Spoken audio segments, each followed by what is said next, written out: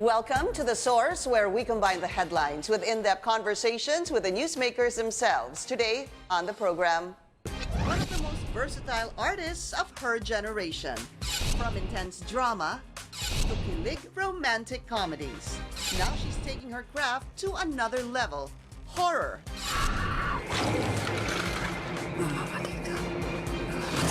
Her showbiz journey, motherhood, and new role as Clarita. It's actually a good platform for me to really show, God's love na in the time of darkness, His light shines the brightest.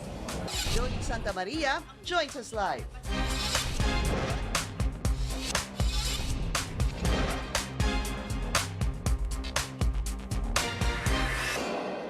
Thank you for joining us. I'm Pinky Webb. She rose to stardom by being part of some of the most popular youth-oriented shows in Philippine television, Tabing Ilog, Gimmick, and Flames. Who would forget her as Maya, the nanny-turned-flight attendant in the hit kilig serye Be Careful With My Heart. She's also one of the few Filipinos to be nominated in the prestigious International Emmy Awards in 2016. Yet, there's more to this actress beyond her screen success.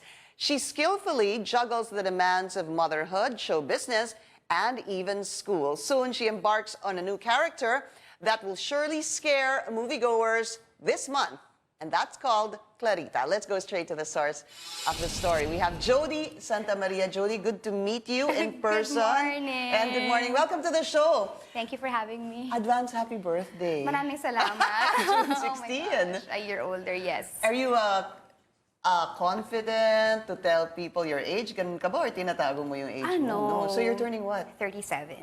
And you're a Gemini. Yes, I am. We're both Geminis. Really? So, Okay. I'm June 11, you're June 16, so happy birthday Advance to both happy birthday. of us. Thank you also. What happens during your birthday? Do you have are you the type of person who has goals like, this birthday of mine, this is my wish for myself or for other people? May ganun ka ba? Before, kasi when I was younger, syempre, it's always about myself. When it's my birthday, the kind of party that I want to have, diba? Spend time with friends, ganyan.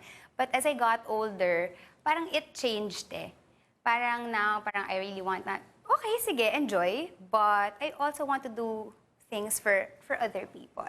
Parang it's more of, giving back. Yeah.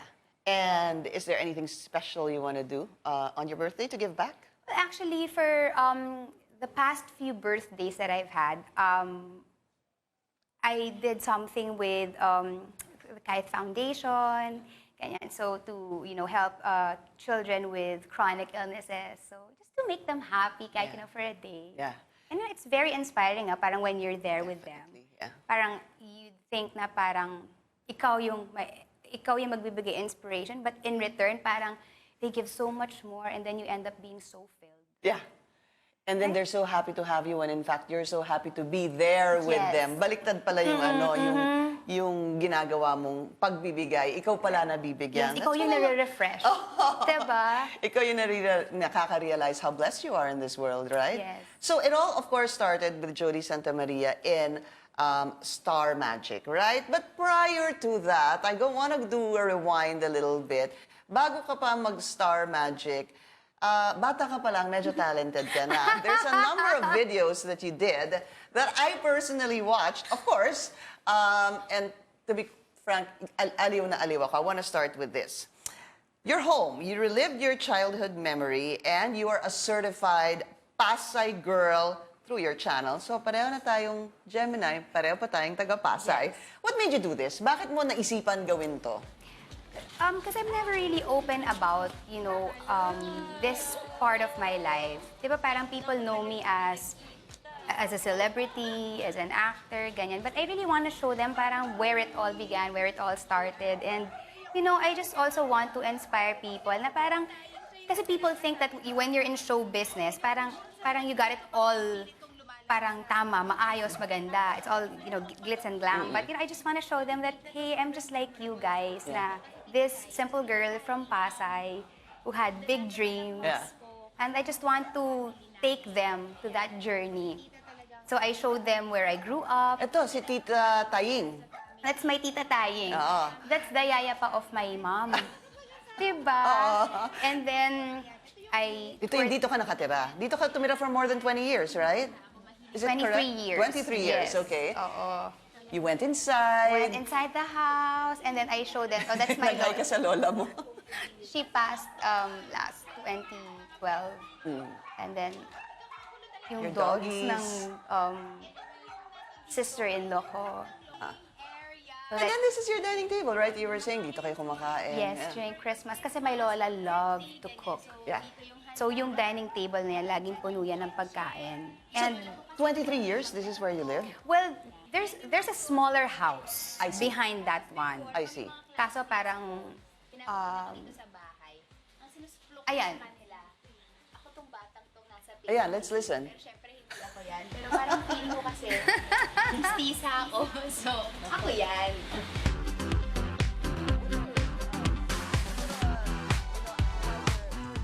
Si Lali ang aking sister-in-law. Bring the volume down a bit. Madami kasi siyang, for those who want to see it, you can see it, of course, on her channel. But what was your fondest memory in your childhood?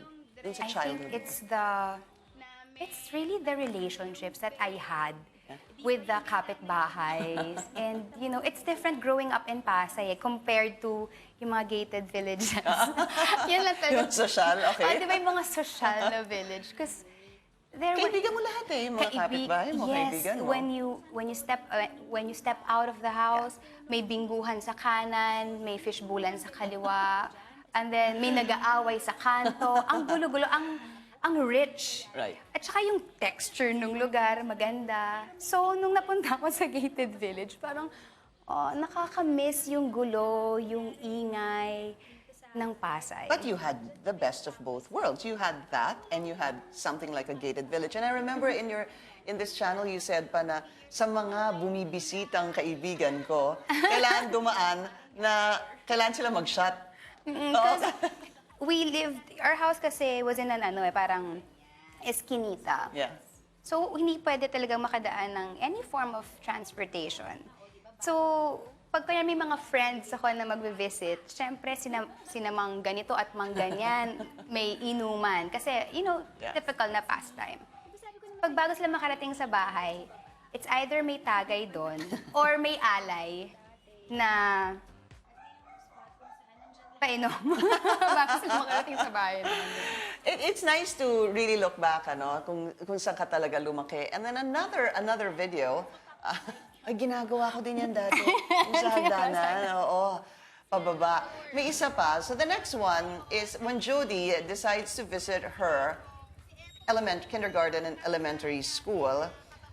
Kaya sinabi ko na it all started, bata ka pa lang, kasi this is your class picture. Ikaw yung obviously yung medyo colored, no? Yes. That's you over May there. bangs na ako. May bangs ka. Pa lang. Uso na naman ang bangs ngayon.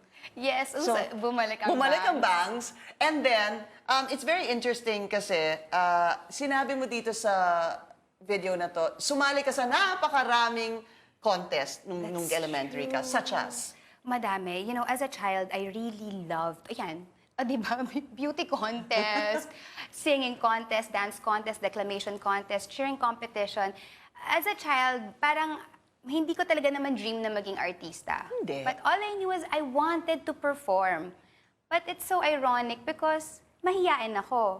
But then I felt na parang performing makes me happy. So ginagawa ko siya and you know, I didn't care. Hindi ako marunong kumanta. Sasali ako ng singing contest sa parish church namin. So I didn't care also kung mananalo ako or hindi. As long as nagawa ko yung gusto ko. So yeah. How can a shy person join so many different types of contests? I mean, what goes through your mind? At least dun sa mga nahihiya, na sumali sa mga contest, pero medyo alam nila, gusto nila. What's your advice to them, especially at a very young age? Well, it's actually fun, ha? As long as you really... I mean, I don't know. As a child, I was shy, but performing made me happy. And I think yung pagpapasaya sa akin ng performing parang overpowered my being coy. Yun ang nanguna. It overshadowed your shyness. And then, pumunta ka pa sa high school mo. You went to the Philippine Chinese Chunghua Academy. Philippine Pasay Chonghua Academy. Doon ka naman nag-high school. Tapos binisita mo yung mga teacher mo, tuwang-tuwa sila sa'yo. It's just so nice to see that, di ba? Na binalikan mo sila. Tapos pumunta ka pa sa canteen at napansin ko, grabe ka pala kumain. Gano'n ka ba kadami kumain ng kanin? No, because before, we called it Protasio. It's a canteen beside the school. Siyempre, kung meron kang 20 pesos or 25 pesos per meal, siyempre, you have your chicken and then your libreng sabaw and then 1 toneladang kanin. So, ibabawi lagi sa kanin. At yan ang ginawa mo. Binalikan mo yung ginagawa mo when you were in high school. Just before we go on a break, what was the most memorable time of your high school days? I think it's the time spent with my high school friends. Because some of the friends that I have till now are my friends ng high school. So we were able to, keep that friendship. Even if you rose to stardom. And they've seen me when I was just starting. We'll be taking a short break. This is The Source on CNN Philippines. Coming up. Hindi sinasapian si Clarita, Padre. Mamamatay tao siya.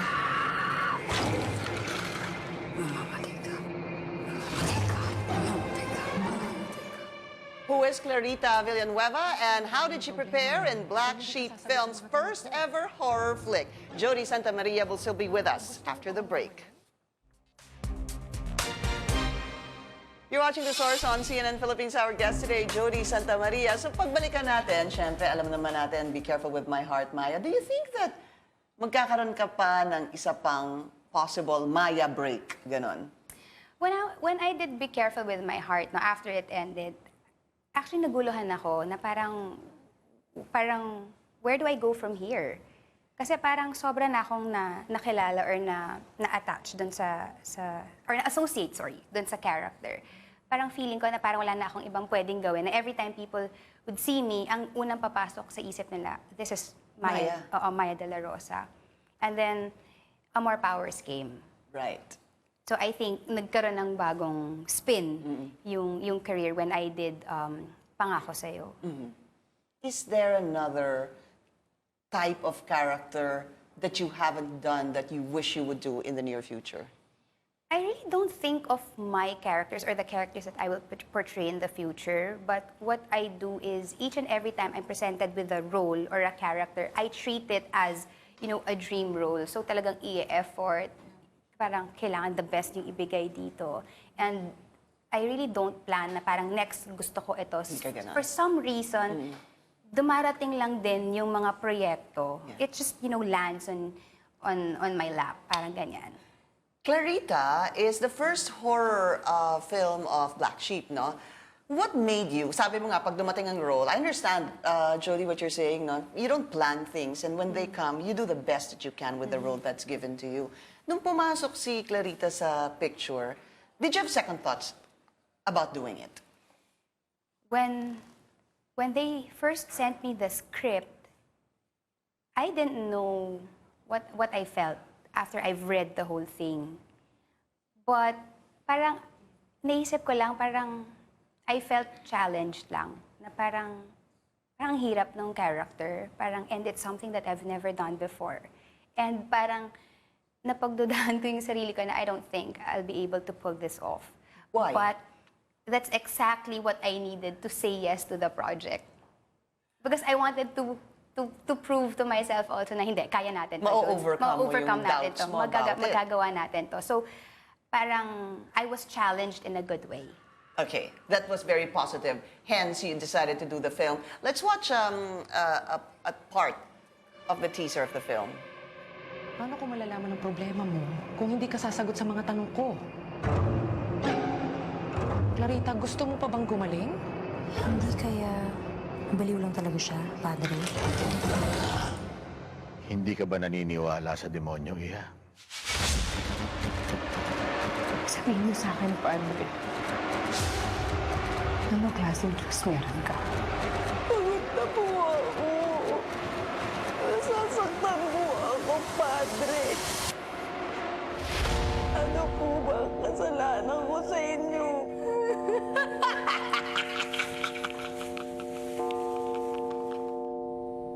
Clarita.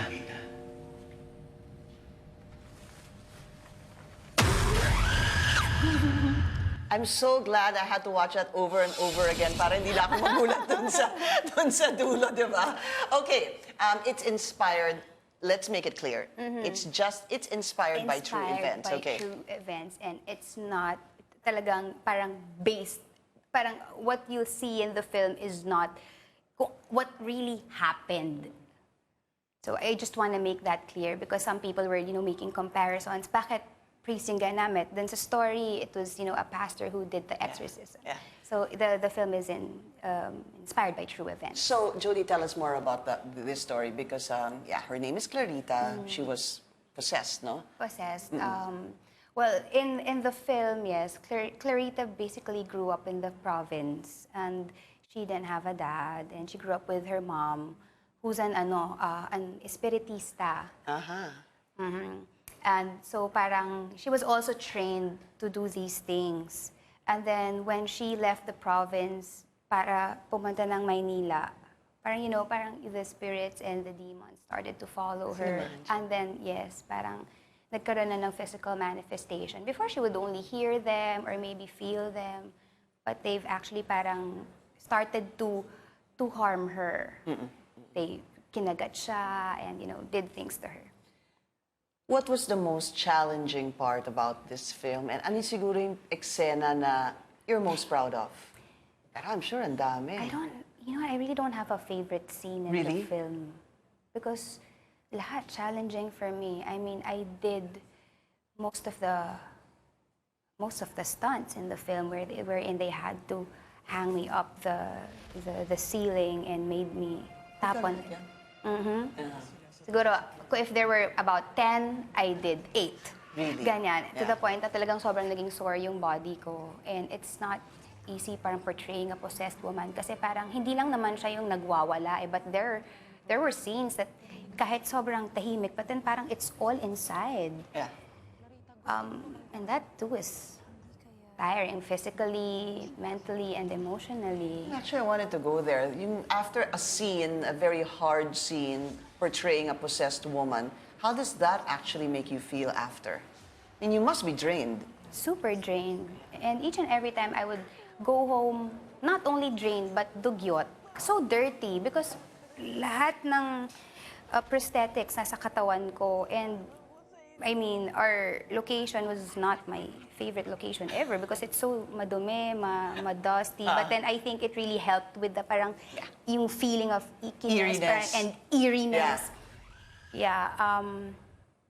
And how do I feel? Yes. But each and every scene, and then when the Rex said na parang, okay, good take, moving on, you kind of feel, yes, nagawa You ko did it. Yeah. There's one part, I think it was on your Instagram post, that you were mummified, no? Oh, yes. And there's a story here. This is you. Yes. Because you're claustrophobic, aren't I you? am. So how did you prepare for knowing na takot ka na sa masisikip, tapos ginanyan ka pa? Okay. Ang dami kong fears. I mean, I have, a fear of heights. I am arachnophobic. I am claustrophobic. So, na nagsaboy si Lord ng fears, parang sinalo ko lahat ng phobia. So, there was a year na parang, okay, it's a year of conquering fear. So, from, having dinner in the sky to holding a tarantula. So, parang ito yung mga kailangan kong i-brave for that year. And, parang hindi ko napasubo na rin kasi ako sa pelikula. And it's part of the film that they had to cast my whole face para makuha nila yung mold. Para mas pulido yung prosthetics. So, Gaano katagal yan? 30, 45 minutes. you- Tapos the only hole na meron dyan is yung... Yeah, for your nostrils, Yes, ha? for the nostrils lang. Oh, But then but I you're- had my PA massage my feet, my director holding my hand, them playing so many songs. Yeah. Sinahawakan lang nila ako just to let me know I'm not alone because it was so dark. Tapos parang sobrang nag-echo and parang barado yung ear ko because I couldn't hear anything except parang, but I'm glad na That you did it. that I did it. Natapos din siya. And that was vital in the end part of the movie ba? Ganun ba? they had to get the mold or the cast of my whole face so that yung prosthetic sa ilalagay nila is saktong-sakto. Because they cannot naman bring my face with their Correct. head, diba? Yeah. So, yun yung ginagamit nila. Okay. Clarita, what would be the takeaway? Ano ba yun? Kasi Jodi is known to be a very positive, very beautiful quotes, and it's always nice to read them. And then here you are doing a film about a woman who's possessed. Is there some sort of conflict? Nagkaroon ba ng conflict para sa'yo regarding this? No. Wala. Because parang for me, it's a matter of perspective eh. People might say, parang grabe exorcism film, parang it does not go well with what you're saying or your tweets and ganyan. Sabi ko, why not? Parang this is actually a very good platform for me to show people na parang this is not just your ordinary exorcism film or a story of a possessed woman, but if you're really going to look at it, the story, it's about God's love, that He does not leave us in the dark. He will always be with us wherever, whenever, whatever. Very well said. We'll be taking a short break. This is The Source on CNN Philippines. Please stay tuned.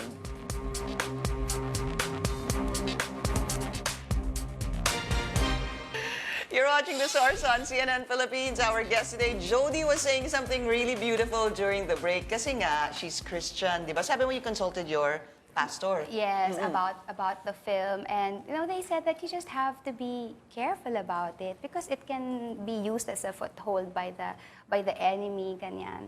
And parang ako naman kasi, parang people might, see this film as, an exorcism film nga lang, or, evil possessing, a woman. But then sabi ko nga parang in this world, hindi natin maintindihan yung lawak ng pag-iisip ng Panginoon.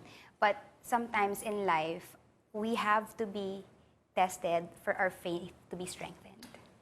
Yun ang sinabi niya during the break that we had to repeat. So, Clarita is showing when?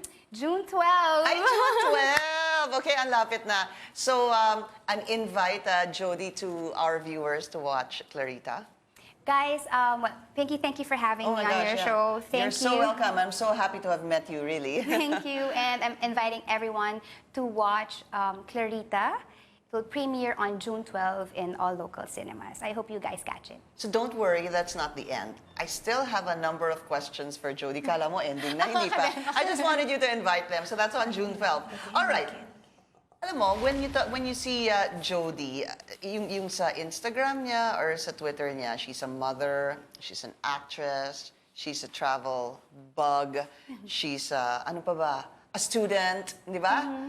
And God's work in progress. Before this latter part of the show, are my personal questions to you. As a mother, what is your wish for your son? I just wish for him that he will be able to live a life that he can be proud of. As an actress, what is your wish for yourself? For myself, that I get to do more interesting roles and use this as a platform to inspire people. Travel. Where do you want to go next? Oh, still, I want to go to Africa, Namibia and Madagascar maybe. And you said you're still a work in progress, God's work in progress. Are you happy with who you are now? Because you've inspired a lot of people. And where do you want to take yourself in the future? I am content where God has put me. I am content with the lot that He has given me. So, I mean, hindi ako para mag-complain or mag-ask pa. He has given me so much already.